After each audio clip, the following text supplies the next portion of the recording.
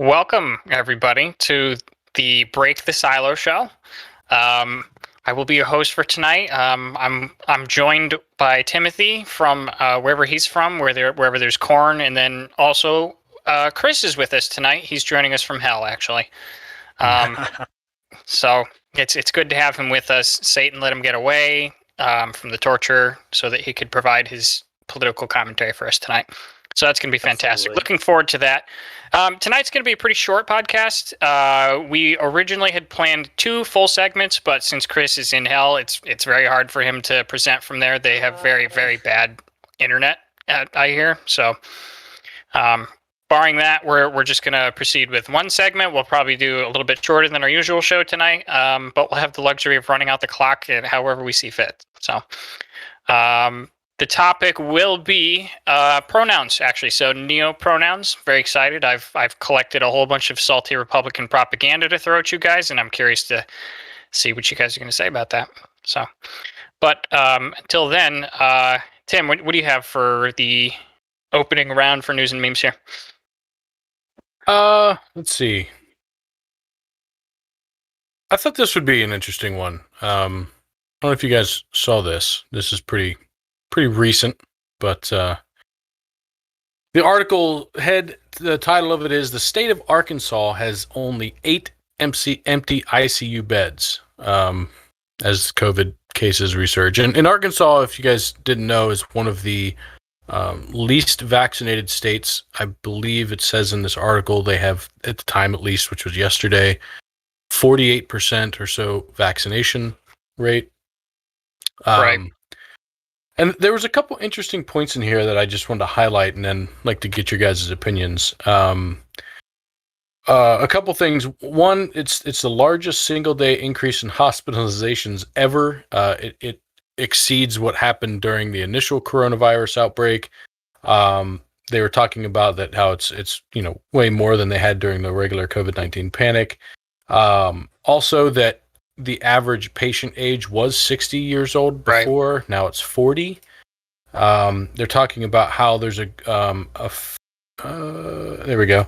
There's a fair amount of patients who are pregnant and have lost their babies because of having COVID. It says 20% of them have been pregnant people. What the heck? Which I'm wondering if maybe being pregnant like reduces your immune system or something. I don't know. It seems like a flaw in the system. Yeah. And then they talk, the part that really kind of, I thought, hit me harder than a lot of that, which, I mean, all that's terrible, but they're talking about the nursing staff. And so, I mean, as is everywhere, there's a real struggle to fill positions right now in the workforce. And that goes for nursing as well, especially in these types of areas where they're getting slammed. So they were talking about how there's a lot of open positions. People are just walking out on their shifts. Right. And, this one right here, got me. It says it's difficult to come into work and to deal with these challenges when you know that there was an antidote to this, the vaccine that people chose not to take, and it's difficult not to become angry. And it kind of put me in my place a little bit. I thought about it and I was like, if I was a nurse, like, how would I feel? Like, would I be prioritizing this patient that has COVID and is sick versus some other person that, just got sick on something else and, wasn't their own fault for not taking the vaccine? And like, it's a really difficult position to be in, I think. Right. And then the last point here that I thought would be interesting for you, Nate, and then I'll spin it off to you guys. I think the governor, but Hutchinson, I think, is their governor, just signed into law a statewide ban on further masks mandates. And now that this is happening there, the governor, says that he's now regretted signing it into measure. And he says, in hindsight, I wish that it had not become law. Yeah. So, what are you guys' thoughts? Yeah, Nate first, yeah.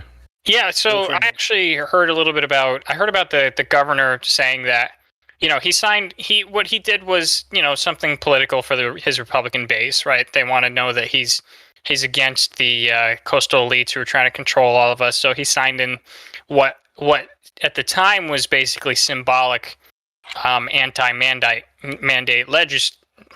legislation. Thank you. Jeez, legislation was trying to come out multiple times. Right. Yeah, I know. Right. Yeah. Can't even say big Can't words. even speak. So it was kind of symbolic. A lot of people on the left disagreed with it, anyways. And then the Delta variant came out, and he started feeling like a little bit of an idiot. Now, I still don't think that mask mandates per se are as effective as a lot of people make them out to be. I think the vaccine is far, far more effective, and his state's failing at that too. So it's kind of just an overall failure all around. It doesn't look good, and it's interesting because it's there's a similar theme right now in Florida with DeSantis, because like he has rolled back on mask mandates as a he gambled, right? Because the vaccines were coming out, and so it's like, okay, cool. In theory, COVID cases should go down. So let me stick up the middle finger to the coastal elite lefts, say no, we're opening businesses, and in theory, if cases went down and businesses thrived, he would have had a surefire ticket to the presidency. But that's not what's happening. Like, yeah, Florida's a little different though. People aren't getting vaccinated though. So Florida actually ranks middle of the pack as far as deaths per million goes. So he's neither better nor worse than the average state. He Is that also overall or recently? Pretty sure that's recently. I mean, you can fact check me on that. I'm curious because it leads into why it is that way, right? Like if it's overall, you could argue that just because they had so many deaths to begin with, right? There's less, or vice versa, right? Like but I was just curious. So, and then another thing for again the elites in the media who really, really just want to tear into DeSantis and call him literally, Satan and Hitler and all those kinds of things. He also has the second oldest state in the union, and age is the primary comorbidity with COVID. I'm sitting here going, no. Who cares when it became a state? Yeah. Oh yeah. No, I'm sorry. Oldest population in the United States, right? So his state should basically be dead. Right, because he has all of the old people, except they're not. He ranks but they're always outside. Deaths per millions. Florida, so what's that? So they're always outside because it's Florida. So it's true, except now that they're all inside and it's the AC because it's hot. Yeah. It's hot as hell here. I almost died today. It's like swimming. You step out the front door here and you're just like. Does anyone know what the vaccination rate of Florida is? Because I know the vaccination rate for the older, like 60 and older, is actually really high across the country. Really high, yeah. And he's one of the most, pro-vaccine Republicans I'm aware of. And I'm not actually aware of too many. He has come out more strong pro. 50%. 50%, but I'm sure it leans heavily towards the elderly. I'll see if I can find it while you guys talk. No, go ahead, Chris.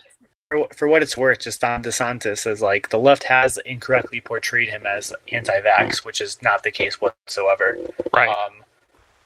No, I think it's interesting. I think just in general in this conversation, I can't help but, like Tim, like you said, I can't help but think if we were all nurses, imagine if the three of us were working in a intensive unit, we'd all be pissed off out of our minds if we saw people dying every day, and it's just like this could have been prevented. Mm-hmm.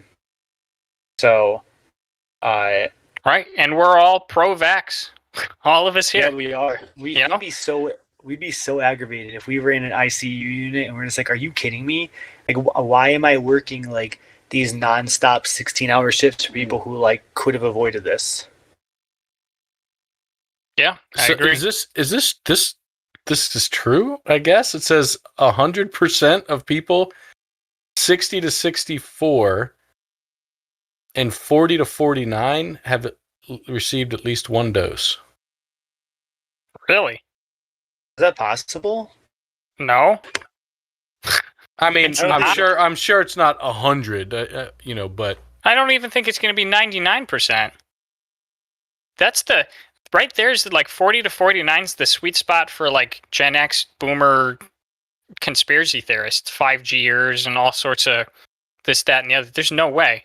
That's the only metric there? No, they're a bunch of them. Well, I mean, like, this isn't like a select population somewhere, right? This is the United States. This is Florida. Florida.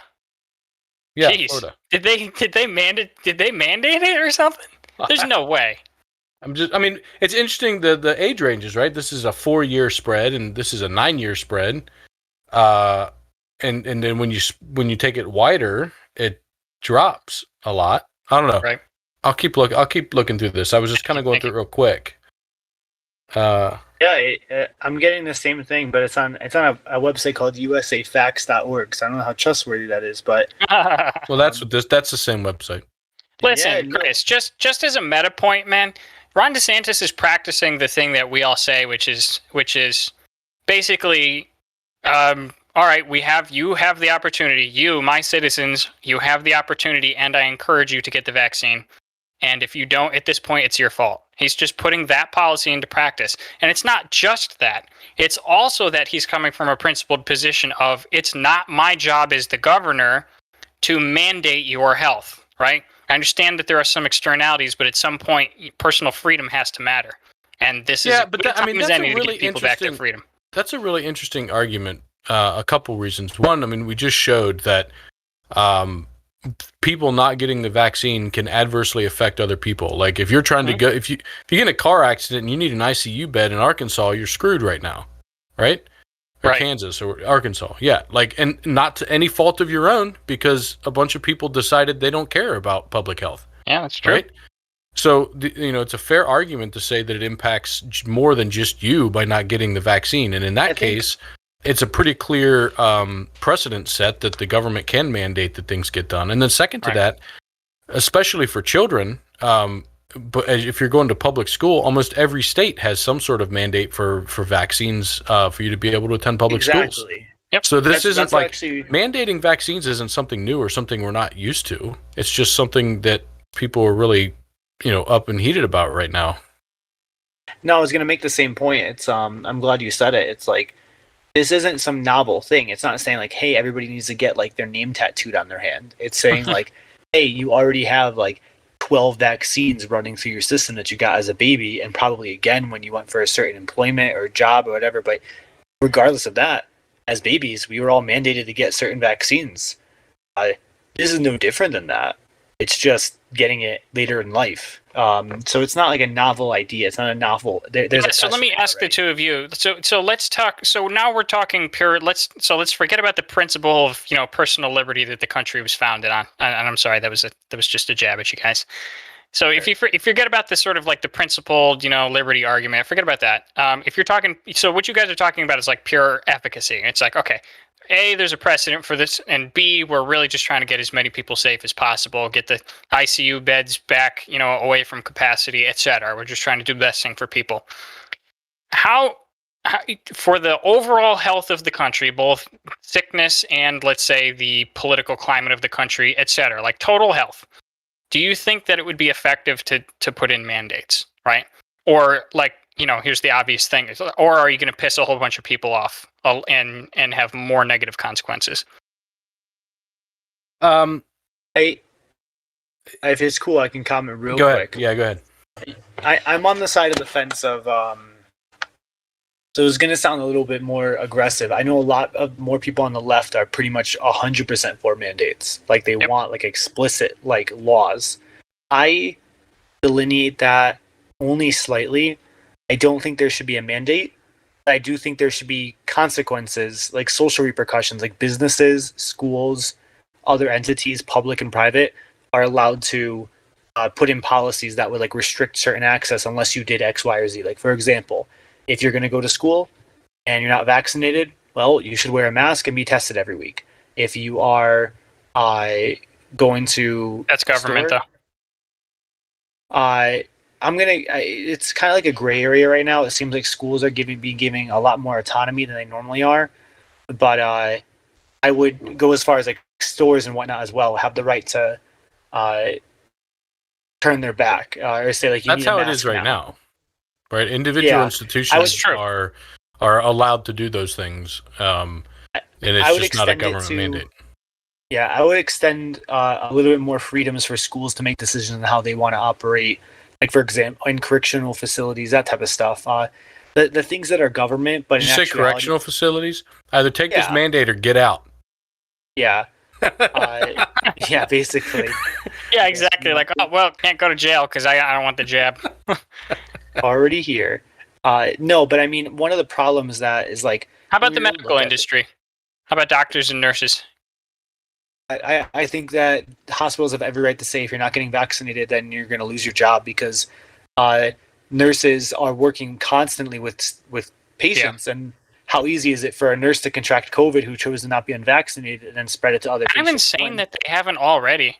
Do you know there has been, 40% of the it's either like 40 or 60% of the nurses and workers in the, I think it's the New York healthcare system, aren't vaccinated, and that's just insane to me. It's crazy. There's also what about the military? Not sure. Yeah, it's a thing. Didn't you hear? The Pentagon's mandating it. It's going to be 100% here pretty soon. Yeah, but no, I'm curious thoughts of the military mandate. Yeah. Yeah. What are your thoughts? Well, you lose a whole bunch of personal liberties when you join the military. You don't have freedom of speech anymore. You don't have liberty over your own schedule anymore. There's a whole bunch of you actually lose your liberties in the military, and the only thing that would make me slightly uncomfortable is that this vaccine is still in emergency use authorization. I think as soon as it clears every FDA hurdle and it's fully authorized, then I would have no problem. I would have much less problem with mandating in schools and much less problem with mandating it for the military. Military needs to have uptime, and that means their people can't be out sick with COVID for 2 weeks. That's the one thing that I'm giving the benefit to the individuals who are reluctant to get vaccinated. It's okay, you do have a ground to stand on in the sense that it is still emergency authorized. It hasn't passed every safety hurdle yet. Right. And if you look at the polls, most people that don't have a vaccine right now are in one of the two categories, which are I'm waiting to see what the side effects are. You get it first, bro, kind of thing. Right. And then the other major group is once the FDA fully approves it, I'll get it. Right. And that made up 70% or something right, of most unvaccinated people. Yeah. And those things are basically kind of the same thing. It's I think FDA full approval would hit both of those groups heavy. Yeah. So yeah, I mean that news article took off a little bit, huh? I know. Yeah. Well, look, I mean the whole thing's so complicated. I mean it's fun to go back and forth with all the different considerations and whose rights are getting trampled on or not, or stopping a baby and just get it, and all it's I don't know. It's interesting. I think that's what media lost over the past 10, 20 years. It used to be you would on contentious issues you would talk about why it's contentious. You would understand that it's a difficult issue to solve because there's a lot of different points of view, and that's not how media is now. Media is now you're on the left and it's fucking stupid for not getting the vaccine, and on the right you're the vaccine's fucking nanochips. Yeah. There's no in the middle trying to understand the nuances. It's just emotional and sensationalizing of everything to try and get the clicks. Well, that's what it's all about now. Gotta get them nanochips. You gotta get them nanochips. All right, so I wanted to talk about this other news story that I have pulled up here. So, I read this and I kind of lost my mind a little bit here. So this is an article, and the title. This is from, Politico. Jeez, I was going to say, this is from Insurrection Fallout, and I was like, nah, that's not a magazine. This is from Politico. The title of this is "Judge Suggests Feds Are Too Lenient Toward January 6th Defendants." And I read through this thing, while I was supposed to be working, doing really important stuff for my company. But I read through this thing, and it's basically exactly what the title suggests, right? So the prosecutors are basically, laying out the charges for the defendants, some people who rioted on January 6th. And she had an issue that they weren't getting charged enough, right? They're getting off too light. And so basically, apparently, she's been doing this for a bunch of the people. And one of the things she said was it cost the January 6th, quote unquote, cost the taxpayer, it was $400 million in total, which, by the way, that's not true, and I'll get into that in a second. And then she said, we're only charging these guys total 1.5 million or something like that, right? So I don't know what you guys think about this, right? And I'll start off by saying I don't have a law degree, go figure. And I know that there might be something complicated that I don't understand about why she's able to do this. But this, to me, what this screams to me, the common layperson, This screams of somebody who is very obviously biased and probably shouldn't be at the top of this case. When she's trying to tell the prosecutors, why aren't you bringing more? She actually said that. She asked the prosecutors why they weren't bringing heavier charges or fines against these people. It's like, why aren't you charging them with this? And then the prosecutors had to say, well, we're not doing that because, we can't, we can't get that evidence in. So I was curious what you guys think about that. Should that judge be on there? Am I overreacting? What? I guess I can go first. I think she's, based on just what we've talked about, I'd have to do more research and digging and seeing, like, if she's truly biased, and in an extraordinary way, then I think that, yeah, she should probably be removed. But based on what you're saying, I don't necessarily think she is.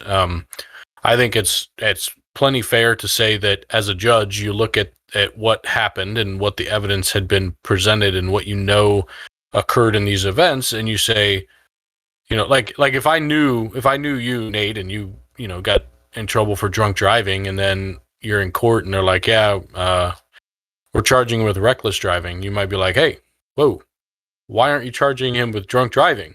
Like, I know what happened. Like, right, because you're aware of the meta story and you're trying to get clarification. You're aware of the level of the crime that was committed, and maybe the prosecutor says, hey, X, Y, and Z, extenuating circumstances, this is why. But so if it's more of that type of thing where it's like, look, I know what happened, I know the level of crime that could be being charged here. Why aren't you charging that level of crime? What's going on?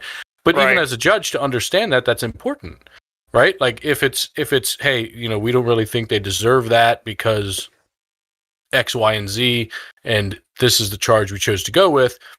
That helps you as a judge when it comes to sentencing and other things, determining what, maybe the right thing is. And if it's, oh, well, we couldn't get the complete evidence in because of some loophole bullshit or something, maybe lean the other way as a judge or something. I don't know. But. Right. That's what judges are for, I guess. Yeah. What do you think, Chris? Yeah, I'm struggling to find a way to respond to this because it does seem like there's a steep curve to understand, like, a judge's logic just on any side of the aisle. Like, when you really read, like, briefings, even like the most egregious decisions are like, it seems like there's a lot more weight behind it. Right. Additionally, for what it's worth, look, I mean, I don't think there's a way to go too lightly or not lightly enough, or rather, like, we should be seriously disciplining with law individuals who took part in the riots on January 6th. I think I don't want people murdered or like spending like 50 years in prison. Right, but it's and like, no guillotines. We're fine now. We don't need those yet. Put them away. I'm torn on how I think they should be punished.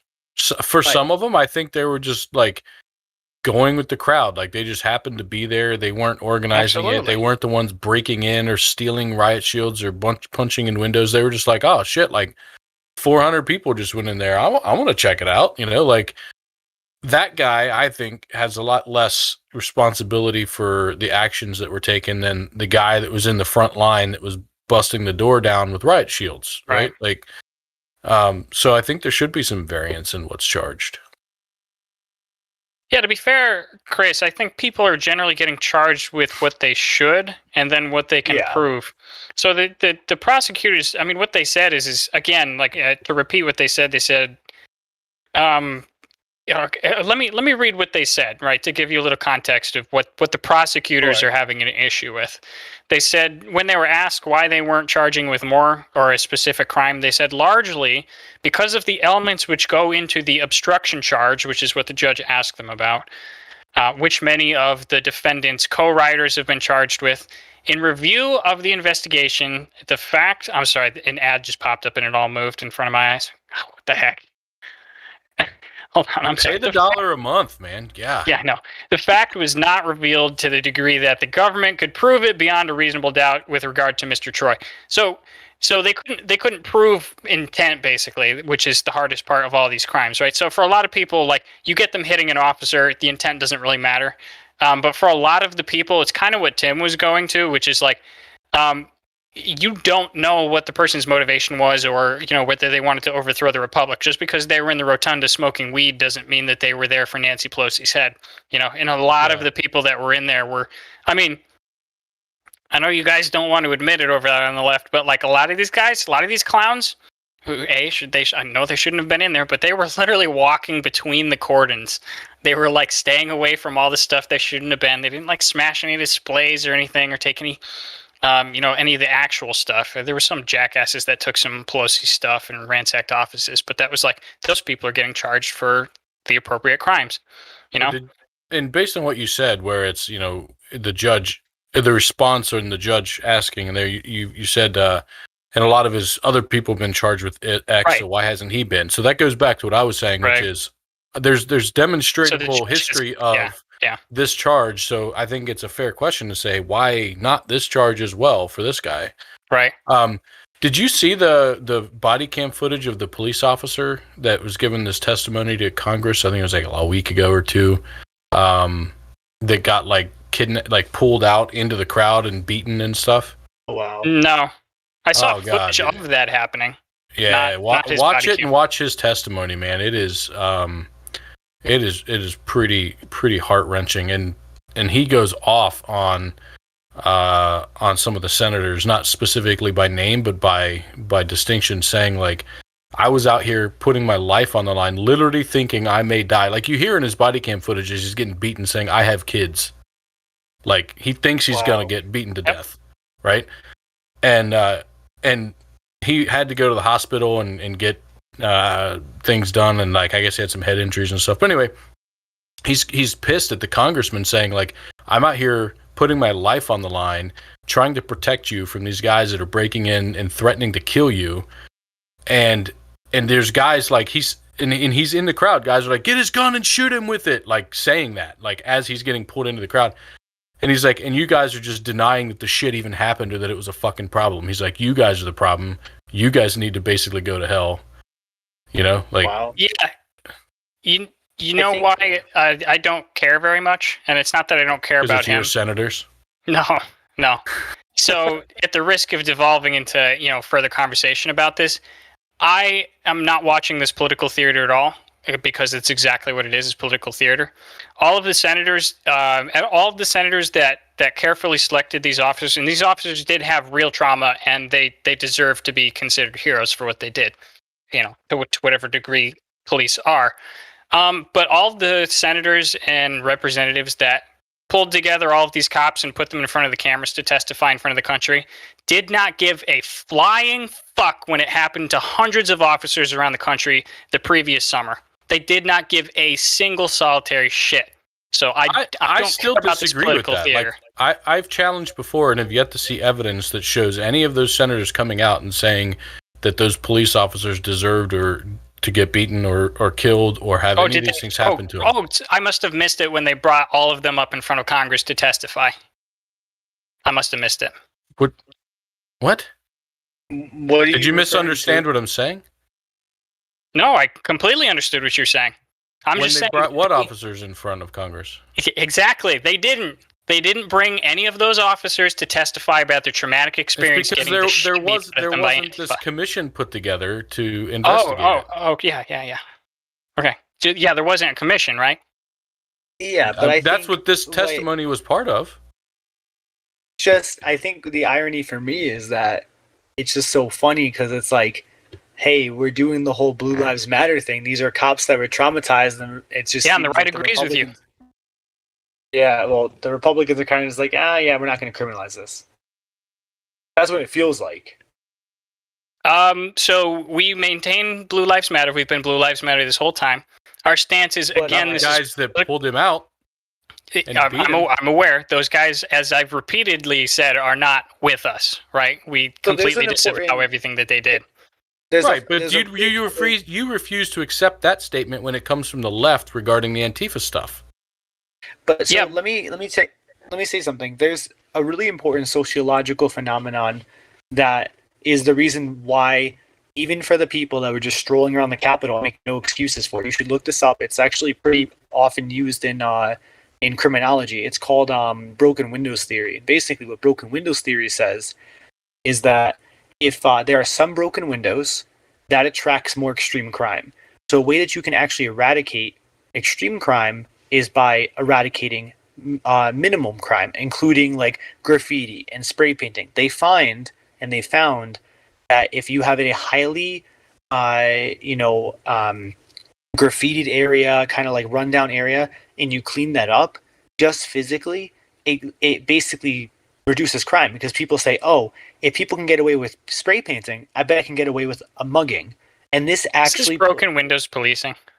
That's what I just shared. It's broken windows. Is that not a right-wing talking point? It's become a right-wing talking point, but it's not political. It's like a legitimate theory. We know it works. Okay. We know it's true. But it's considered racist. Very much so. It shouldn't be. I mean, it's like we look at. It's not me. I agree with you. It's not. It's good for the community. So to my friends on the left that would presume that to be racist, it's just simply not, because I'm not saying where broken windows goes wrong is over policing, like stop and frisk. That's not broken windows. Broken windows is saying, hey, we have a subway train that's covered in graffiti, and when we clean it, it actually reduced muggings. Okay, hold on, Chris. So let me argue from your left. Okay, so what you're doing right there by over policing minor crimes is you are sort of creating the pipeline from what is it? It's the pipeline to jail. It's like the school to pipeline jail, right? So you prosecute minor petty theft, and then they go to jail, become hardened criminals, come out, and the cycle continues. By the way, your left's argument. Sorry. Yes. So I think where my point is being conflated is it's not that the argument is to say that we should over police and arrest. It's saying that we should remedy areas that are prone to abuse, like in the sense of like cleaning up graffiti, reducing, stationing people at the entrance to a subway to make sure that people pay their fares. I'm not saying to like rack up criminal records. I think that's where broken windows. Okay, but you are advocating for putting probably previously peaceful people who strolled into the Capitol in jail. Yes, because these are people who are walked into the Capitol, highly illegal. They know what they were doing, and that opened the door for the more extremists to also take advantage of the situation, because hey, if people can walk around, the extremists are what opened the door. But they were able to get away with things by having mass crowds. They're like, yeah, let's beat up a police officer because people are stealing paintings.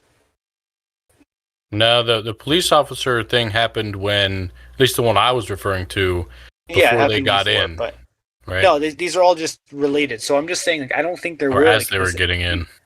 I don't think it's fair to say that any of these people were peaceful. They were peaceful up until they stormed the Capitol. No, I mean, if you look at that guy's body cam too, like when he yells out, "I have children," and you can hear like someone in the crowd yelling, "Get his gun, shoot him," like that kind of shit.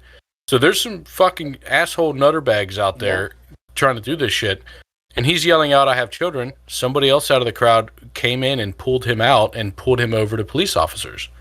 So I mean, it's he was saved by the crowd also, right? So there was definitely a dichotomy of personalities and what they were trying to do there per se. I mean, maybe, who knows? Maybe that was an undercover FBI agent. Who knows who pulled him out, right? But well, I say that I don't think we've talked about it on stream here, but there's thought that there was a lot of undercover FBI agents there. And then there's conspiracy that it was actually the FBI that started it and all of that, and that's why I made the joke. But anyway, I mean, I truly just believe it was some guy that was like, "Why are we beating up a police officer?" Right? Like he's just trying to do his job. Yeah, I gotta say, like, if everybody in that surrounding crowd wanted that officer dead, he would have been dead. Yeah, I'm not saying that. Like, I'm not saying that. I'm not excusing the bystanders. That doesn't make what they did good by just. Bye. Nate just poofed. Oh man, it's just me here, guys. What up? So I mean, I think I wish he'd be able to hear this, but I'm gonna keep talking for a second. Just he disappeared. One of the things that really drives me nuts is that he's so willing to he and the right in general, not just him. They're so willing to say, like, well, yeah, terrible things happened. There was some violence. There was beating of police officers. There's breaking in of buildings and breaking, equipment and windows and all that.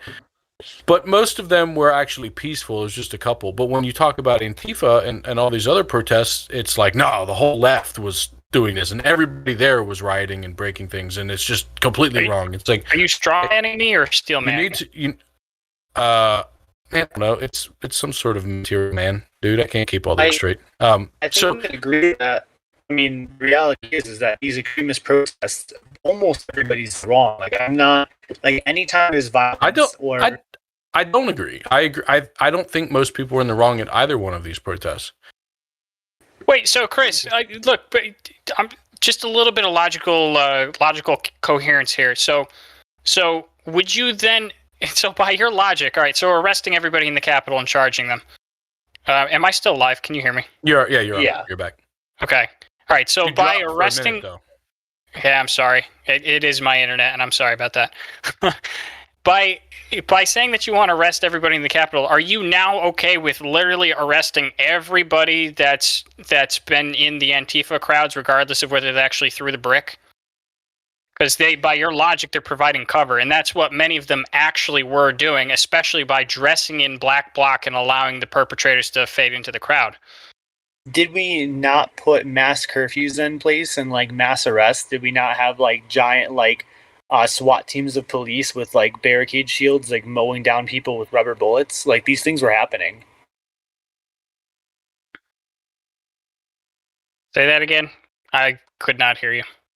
Yeah, did we not have police with mowing down protesters with rubber bullets? Did we not have arrests? Did we not have curfews implemented? Like, I think all those things were happening. We're gonna have to move on. I can't hear you. And it's my topic we have to move on to. Can you guys hear me okay, or is this really undoable? We can hear you, but apparently you can't hear us. Huh. So Tim, you can hear me. Now your video. Yeah, I can hear you fine, Chris. You sound fine. Yep. With I wonder, with his internet issues and with your being in hell and whatnot, as he put it, if we want to just wrap it up here for today. And, yeah. Maybe we call it a news day and a news day, a quickie, yeah. And we'll try and next week you guys can bring up your two big topics and we can go from there. Thankfully, and to our viewers, I appreciate. I'll have a lot to share actually once I'm back. But I'm in Denver for actually a pretty politically charged, bipartisan, across the aisle policy reform that I think would be really fun to talk about in the future. So can't say anything right now, but yeah, I mean, it's thankfully I won't be going to Denver every week of my life, so you guys are good. Cool. Yeah. Producer, you around? You ready to shut her off?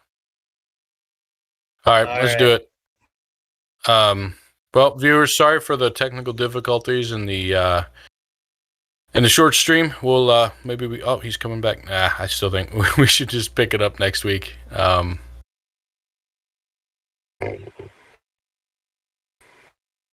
He looks really confused. I don't think he can hear us still. I can't. No, he can't. How am I doing now?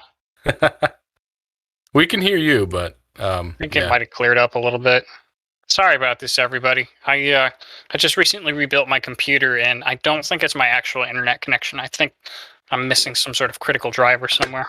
So got it. Well, Tim was just saying, we were just saying, maybe tonight we cut it short and just have it. Today was news and memes, and then next week we go deep on everything. Yeah, I'm okay with that. Were you? Okay. Yeah. All right. I'm sorry about that, everybody. I mean, It's okay. We had a good conversation anyways, though, so. Yeah. We got pretty far. It was gonna be a good one. We'll pick it up next week. So, viewers, thanks. Sorry for the Thank you, everybody. Have a good night. Chris, enjoy your dinner with the posh upper class of the Midwest of the country. If you come back with a MAGA hat, I want it. I'll see what I can do for you. Apparently, Trump just designed his own. I guess he's not raising enough money with all the other crap. Is that not of his design? The new one is. It's got a signature on it even. Hey. Fucking terrible. Word.